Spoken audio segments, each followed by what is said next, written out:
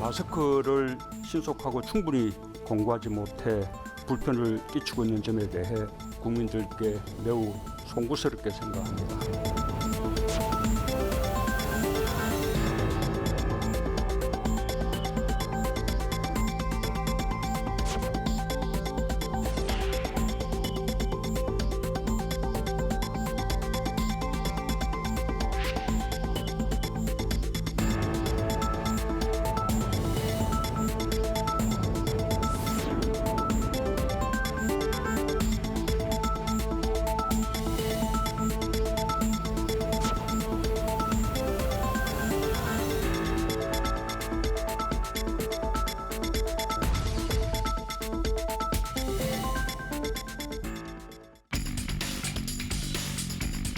시청자 여러분 안녕하십니까?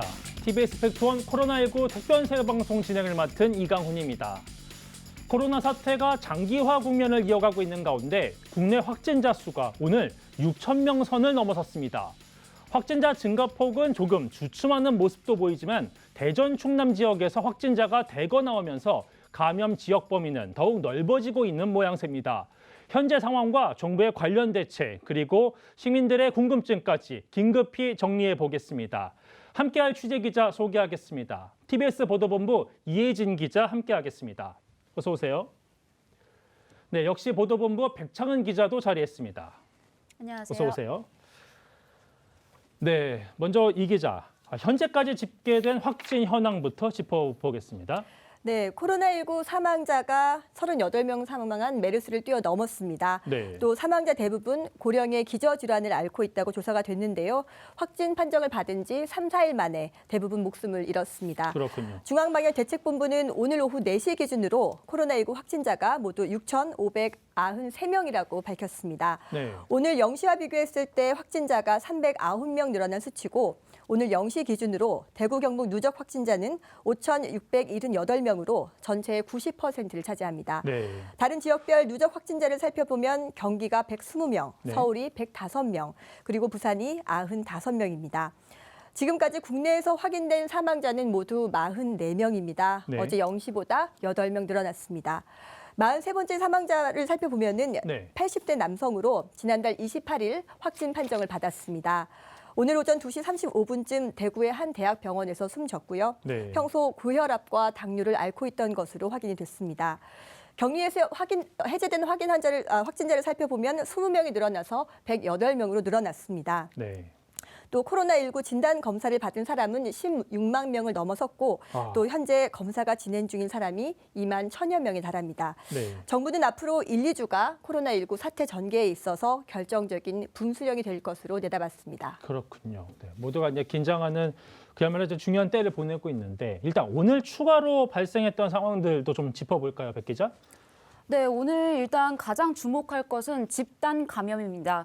국민안심병원으로 지정된 분당 재생병원에서 오늘 9명의 확진자가 나왔는데요. 네. 지난 1일 응급실을 통해 입원한 77세 여성이 병원 내 전파자로 추정됩니다. 네.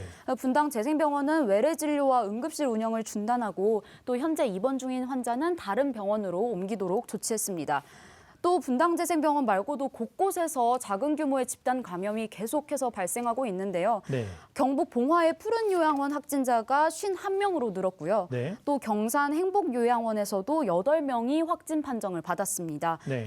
이 외에도 어제 일본이 한국인 입국자를 2주간 지정된 장소에서 대기시키는 조치를 시행하겠다고 했는데 네. 이와 관련해 아시아나가 30년 만에 모든 일본 노선 운항을 중단하기로 했고요. 네. 또 대한항공도 한 개 노선을 제외하고 나머지 노선 운항은 모두 중단하기로 결정했습니다. 그렇군요. 네, 저비용 항공사도 대부분 이렇게 결정하면서 사실상 항공업계에 비상이 걸린 상태입니다. 그렇겠네요. 네, 그래서 이와 관련해서 우리 외교부가 조금 전에 상응 조치를 발표했는데요. 네. 다음 주 월요일 네. 9일부터 일본에 대한 무비자 입국 중단하고요. 또 특별 입국 절차를 시행하기로 했습니다. 그렇군요. 어쩌면 이제 맞대응 차원의 그렇습니다. 조치라고 할 수 있겠는데요. 네, 상황이 국내외 상황이 조금 더 긴장 국면으로 가고 있습니다. 이런 가운데 일단 우리 좀 국내 상황으로 좀 돌려서 얘기를 좀 이어가야 될 것 같은데요.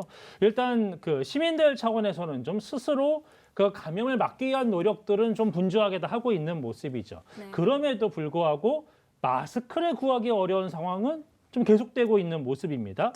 그러니까 공급을 확대하기 위한 정부 대책들은 계속 추가로 나오고 있었는데 현장에서는 제대로 구매를 하지 못해서 그 구매 대란은 계속 이어지고 있다라는 거죠. 우선 좀 현장을 짚어본 다음에 이야기를 이어가도록 하겠습니다.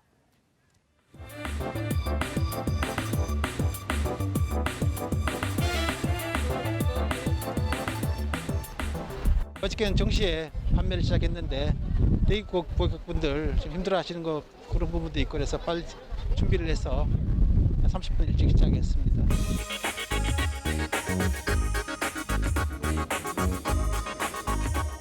또 샀어요. 근데 이게 1인당 근데 사람 식구가 많으니까 뭐지? 더 사야 되니까 가족들이 많으니까 더 사야 되잖아요. 그래서 한 번 더 쓰는 거지.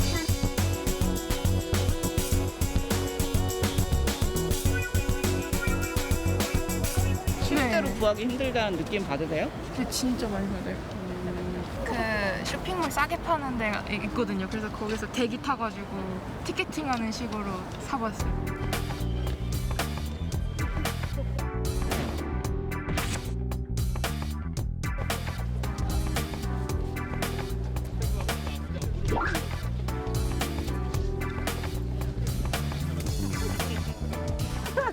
집이 들어갈 때 벗고.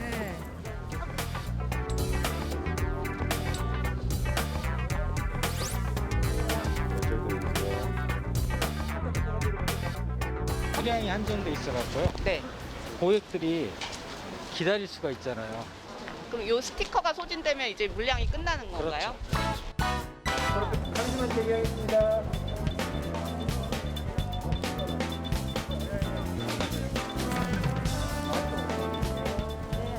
지금 계속 줄 서 계시는데 그래도 처음 시작보다는 지금이 대기 시간이 조금 줄어든 것 같아요.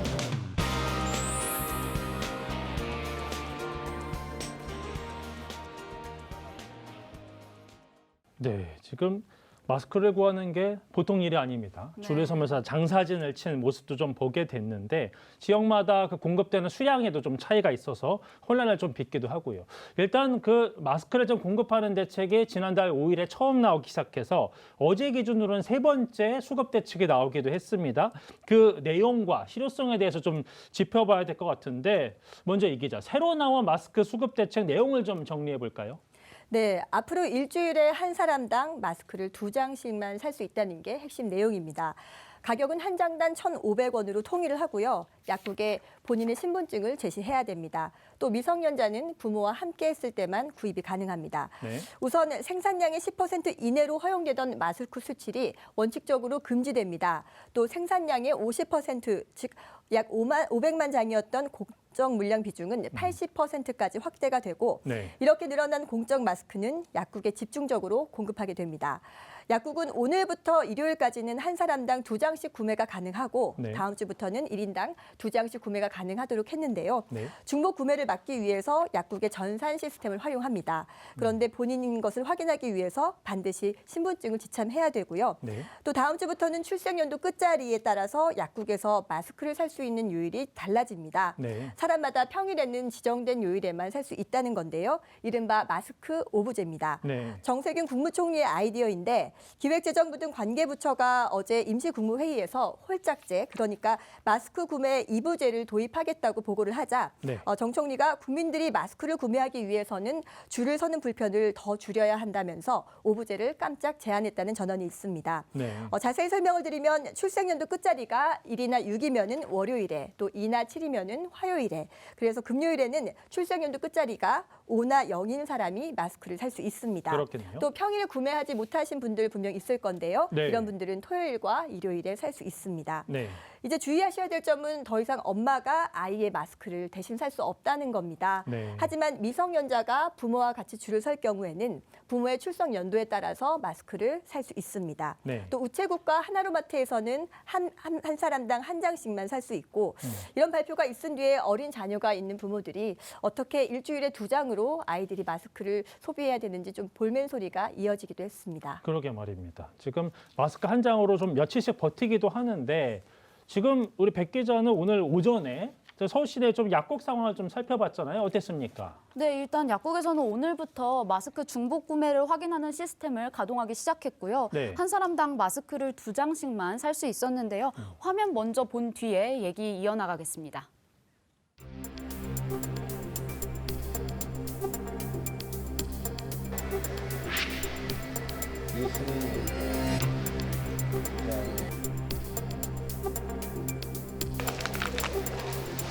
일주일에 2장이에요? 네, 일주일에 2장씩. 일주일에 2장이라고. 그렇게라도 해야지 뭐 어떡해. 그러니까요.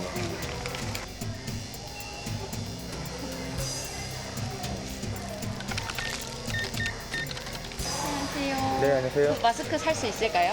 네, 살 수 있습니다. 주민등록증 주시면 네. 제가 이제 기록을 해서 2장까지 판매할 수 있습니다. 네.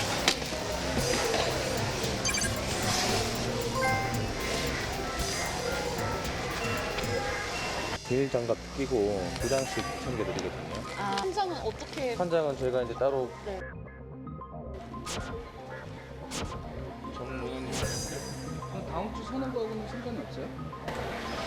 일주일에 2장씩이니까 다음 주 한번 또 오시면 또 2장 사실 수 있을 거예요. 저는 그런 거 생각 안 하고 그냥 다음 주부터 마스크를 판매한다는 거에 대해서는 되게 좀 좋은 점이긴 하지만 그 제한이 너무 심하게 2장이다 보니까 그건 솔직히 2장을 구하려고 사람 많은 곳을 솔직히 일부러 찾아다니고 싶지는 않거든요.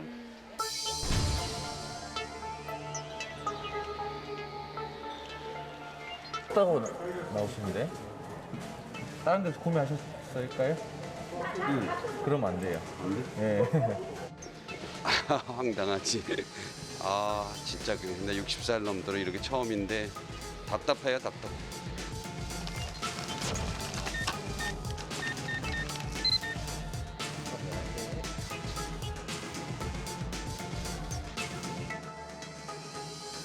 일단 뭐 나라에서 뭐 공적으로 판매를 하려고 이제 약국에 어느 정도 책임을 주신 거니까 거기에 맞춰서 하긴 하는데 거기에는 이제 마스크 업무를 이렇게 대면하고 하다 보면 뭐 조제가 있는 처방 약국이라든지 이러면 아마 업무 마비가 좀 될 걸로 예상이 돼요.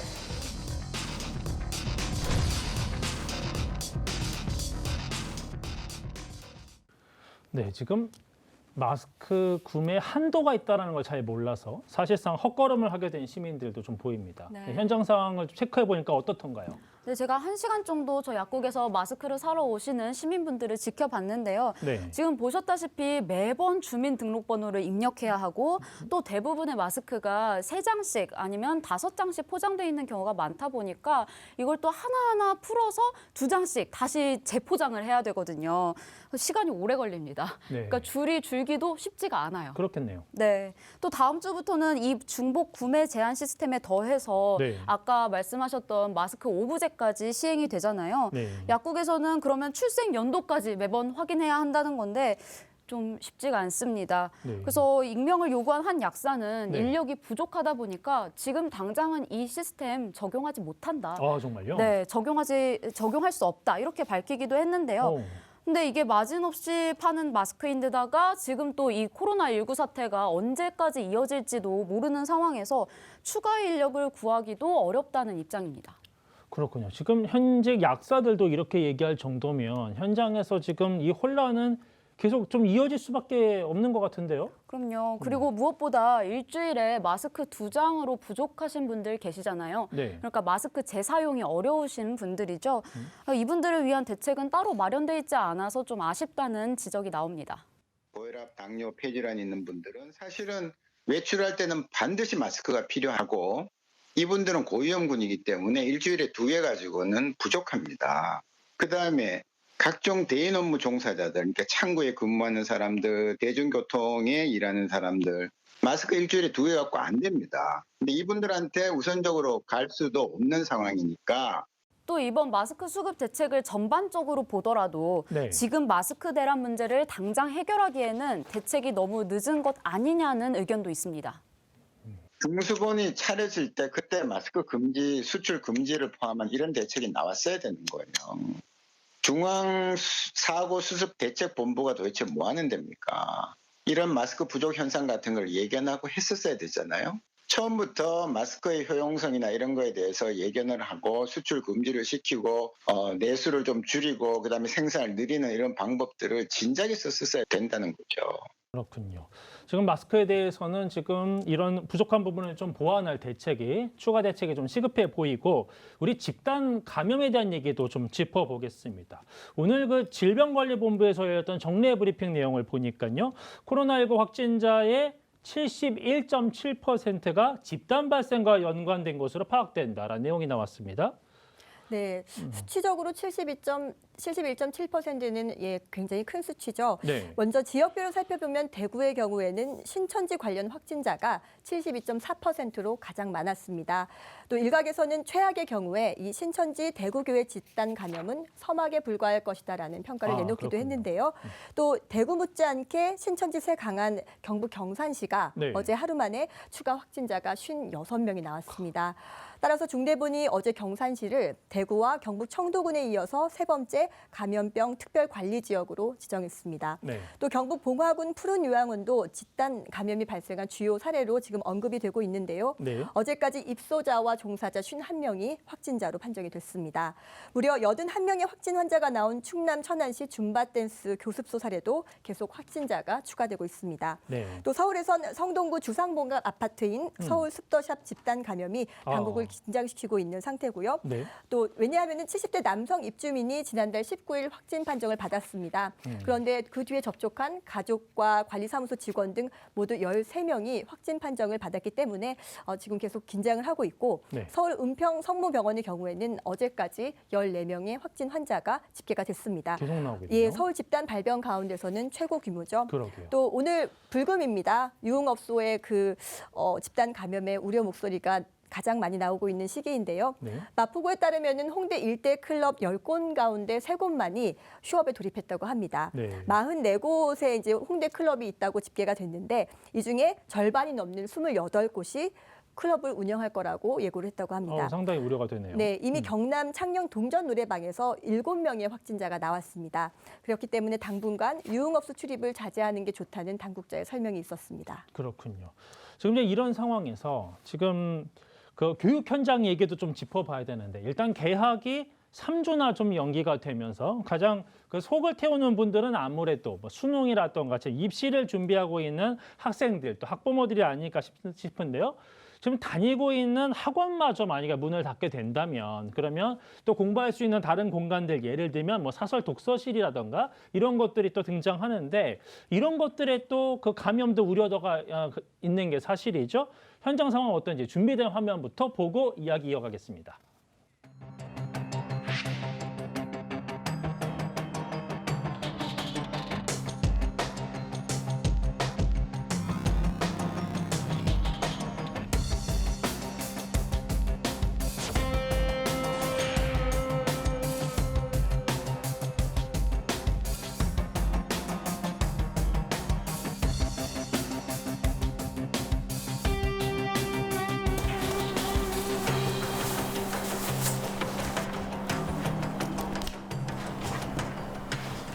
아무래도 이 사람들이 마스크도 안 끼고 밀집돼서 모여 있으니까 그게 좀 걱정되긴 해요.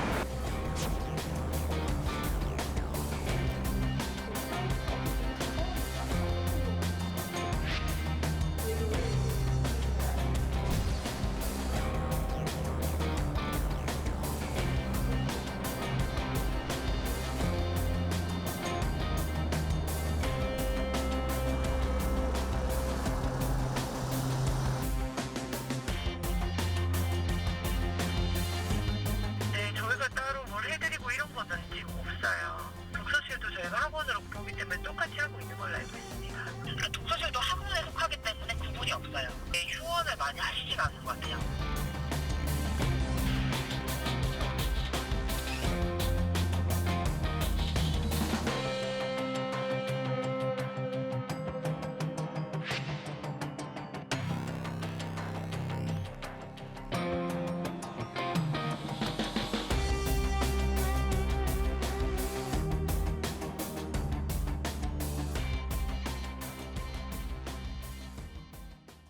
네. 지금 독서실 방역 실태 직접 확인해 보니까 어떻습니까, 이 기자? 네, 일단 제가 이번 주에 이틀에 걸쳐서 학원과 독서실이 가장 많은 목동과 대치동을 다녀왔습니다. 네. 목동에서는 고등학교 3학년 학생 2명하고 취업 준비생을 만나봤고요. 네. 또 대치동에서는 고등학교 3학년 학생과 2학년 학생들을 인터뷰를 진행을 했습니다. 제가 만난 취재원들이 모두 매일 밤 늦게까지 독서실에서 공부를 하는 분들이었는데 네. 결론부터 말씀드리면은 이 방역하는 모습을 봤다는 취재원은 한 명도 없었습니다. 아, 그렇습니까? 문제는 이 독서실이 상당히 밀폐된 공간이라는 건데요. 네. 목동 독서실의 경우에는 50평 정도의 공간에 좌석이 70개 정도 있었습니다. 제가 낮 시간대에 방문을 했는데도 이 가운데 좌석 절반 정도가 차 있었고요. 앉아있는 사람 10명 가운데 4명이 마스크를 착용하지 않았습니다. 또 목동에 있는 독서실은 독서실을 관리하는 이른바 독서실 총무가 없는 무인 독서실이었습니다. 네. 요즘 스터디 카페라고도 많이 불리고 있는데요. 무인이기 때문에 입장을 할 때 마스크 착용을 권하는 사람이 아무도 없었습니다. 그렇겠네요.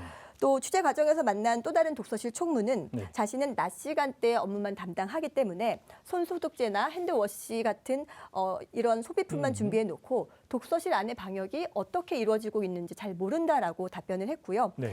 현재 서울과 강남 서초 지역에 학원과 독서실이 가장 많이 밀집돼 있죠. 5,200여 곳이 밀집이 돼 있습니다. 네. 이 지역의 학원과 독서실을 관리하는 곳이 바로 강남 서초 교육지원청인데요. 네. 방역 실태를 관리하는 점검만 관리자와 어제 통화를 했습니다. 네네. 그런데 지도 요원이 5명밖에 안 된다고 답을 하더라고요.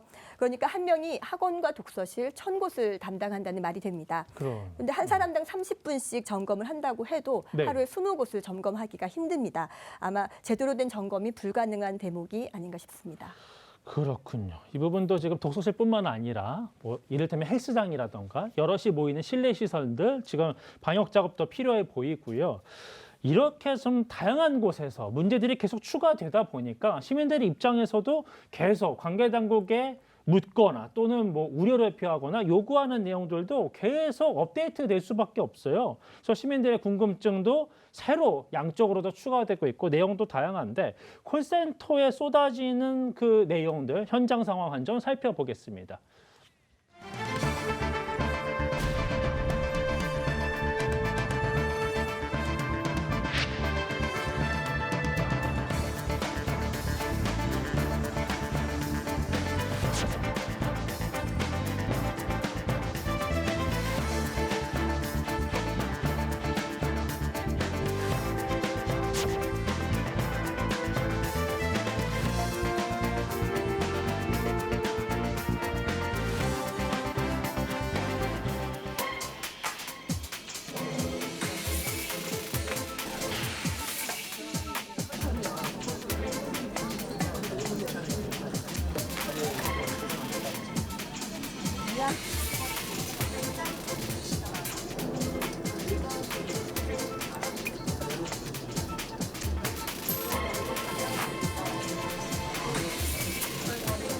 여기 이제 저 검색창에다가 서울시에서 해결해야 되지 않아, 이런 부분에 대해서는 처리해주지 않아라고 해서 억지 주장하시는 분들도 있으시고요.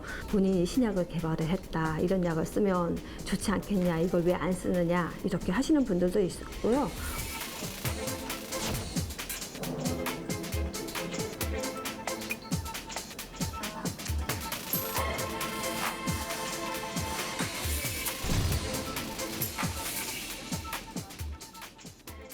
네, 콜센터에서 대답하기 어려운 질문이나 요구도 있지만 모든 문의가 일단 질병관리본부 1339나 네. 각 지역의 120 센터로 집중되기 때문에 네. 바로 답할 수 없는 경우가 상당수 있습니다. 그래서 다른 기관으로 문의하라고 안내하는 비율도 상당히 있는 것으로 조사가 됐습니다. 맞습니다. 지금 그 120 다산 콜센터 좀 확인을 해보니까 그 여러 그 전화가 걸려오는데도 모든 것에 대한 답이 다 준비되어 있는 건 아니잖아요. 관계 당국으로부터 자료들이 다 와 있는 것도 아니고 하니까 즉석으로 대답이 어려워서 결국 다른 기관에서 옮겨야 하는 어떤 이런 어려움들을 좀 토하고 있습니다. 네, 맞습니다. 그래서 저희 팩트온이 알려드리겠습니다. 많이 나오는 질문 위주로 알려드릴게요. 확진자가 다녀간 음식점에 대한 방역 조치는 된 것이냐 이런 불안한 마음들의 문의들 많이 하시는데요. 이건 시군구청의 식품위생 관련 부서에 문의하시는 게 빠릅니다. 그렇군요. 네, 또 코로나 사태가 한 달 넘게 이어지면서 계획했던 여행 아니면 심지어 결혼식까지도 미루고 있는 분들 많이 계시죠. 네. 그런데 혹시 이 과정에서 환불이 안 돼서 불편을 겪고 계시다면 한국소비자원 1372번입니다. 그쪽으로 문의하시는 게 좋겠습니다. 그렇군요. 사실 이런 부분은 지금 시민들 입장에서는 좀 그 불법적 행위가 아닌가. 그러니까는 이런 상황에서 어느 정도 환불에 대한 좀 의무가 있을 수 있는데 사업자들이 이렇게 그렇죠. 아무리 지금 이런 손실을 보고 싶지 않다 하더라도 이런 국가적 재난 상황에서 자신들의 소식 입속만 챙기는 게 아니냐 이런 어떤 억울한 마음을 좀 좀 표현하고 있는 거잖아요. 그러니까 조금 더 법적인 차원의 판단이 좀 필요한 것 같고요. 그렇죠. 또 다른 문의는 또 어떤 게 있습니까? 네, 뭐 코로나19로 장사가 안 돼서 영업 손실을 보고 계시는 뭐 자영업자나 소상공인 분들의 문의가 또 많은데요. 서울시 자영업지원센터나 서울시 신용보증재단에 문의하면 긴급 대출 지원과 관련한 안내를 받을 수 있습니다. 그렇군요. 네. 지금 이런 부분도 좀 확인을 해보니까 지금 그야말로 이 코로나 사태가 장기화되면서 자영업자 또 소상공인들의 영업 손실이 상당히 크다고 확인됩니다. 저도 직접 확인을 해보니까 지금 길거리에서 보이는 그 분식 포장마차들 같은 경우에는 매출이 한 5분의 1로 줄었다라는 이야기 제가 직접 들었고 음식점들 같은 경우에는 아마 손님이 10분의 1로 줄었을 것이다라고 서로 추정을 하는 목소리까지 내놓고 있어요. 이런 정도면 지금 그야말로 개점 휴업 상태인 거고 실제로 문은 닫은 경우도 있다고 하는데 그렇다고 한다면 여기서 오는 영업 손실은 어디다가 사실은 좀 보상 보전을 요구할 수 있을 것인가라는 답답한 문제가 있고 또는 이런 문제도 있습니다. 그러니까 방역에 대한 부분이 필요해서 자치단체가 방역 그 조치를 했잖아요. 그러면은 당장 문을 잠깐 며칠 닫아야 되는데 그럼 이거는 사실상 반강제적인 건데 그거에 대한 영업 손실은 어디에다가 문의를 해야 되는가라는 문제도 있죠. 그래서 자치단체나 또 정부에다 문의를 하고 있긴 한데 즉시 지금 현금 지원을 하는 대책으로는 지금 가 있지 않습니다. 그래서 상당히 어찌 보면 그 문의를 받는 관계 당국에서도 명확한 답을 주지 못하고 있어서 어려운 상황은 좀 표현하고 있더라고요. 네. 그래서 이런 부분에 대해서도 좀 서둘러 좀 명확한 답을 준비하고 어찌 보면 특별법 같은 차원의 어떤 그 대책도 사실은 필요한 게 아닌가라는 그렇죠. 생각도. 그래서 또 중소기업벤처부에서 네. 또 중소상인공인들을 위한 네. 또 특별 지원금 마련해가지고 이번에 추경에 또 포함이 됐으니까 네. 좀 간절히 좀 빨리 회복되기를 바라보겠습니다. 그렇습니다. 네. 좀 중요한 어떤 부분이라고 할 수 있고요. 네, 지금 코로나19 확산세가 사실은 지금 정점을 찍은 것이냐, 아니면 아직도 정점을 못 찍은 것이냐, 아니면 좀 지나서 좀 주춤하는 모양새냐, 여러 좀 해석들이 좀 나오고 있긴 합니다. 지금 하루에 증가폭이 한 600명 선으로 좀 늘었던 것이 500명대, 400명대로 조금씩은 줄어들고 있어서 확진자 수는 계속 늘고 있지만 증가폭은 좀 줄어드는 것이 아니냐라는 전망 나오는데 그럼에도 불구하고 이 기자 말한 것처럼 어느 정도 장기화 국면에 있는 건 맞고요. 그래서 지금 그야말로 특단의 대책들, 방어 대책들 더 필요한 상황입니다. 이런 가운데 지금 의료진이나 자치단체 또 공직자들도 감염에 많이 노출되어 있는데 특별히 이재명 경기도지사가 바로 내일 진단검사를 받는다는 속보가 들어와 있습니다. 아무래도 감염이나 지금 대응 현장 많이 다니고 있으니까 그 의심 증상이 좀 있을 경우에는 아무래도 진단검사가 필요하겠죠. 그래서 지금 적극적인 대책들로 감염이 확산되지 않도록 조금 더 관계당국에서 긴장하고 적극적인 대책들 좀 내놔야 되지 않을까 싶습니다. 네, 팩트원 코로나19 특집 생방송 준비한 소식은 오늘 여기까지 준비한 내용 전해드리겠습니다. 함께해 주신 백창은 기자, 이혜진 기자 수고하셨고요. 시청해 주신 여러분 고맙습니다.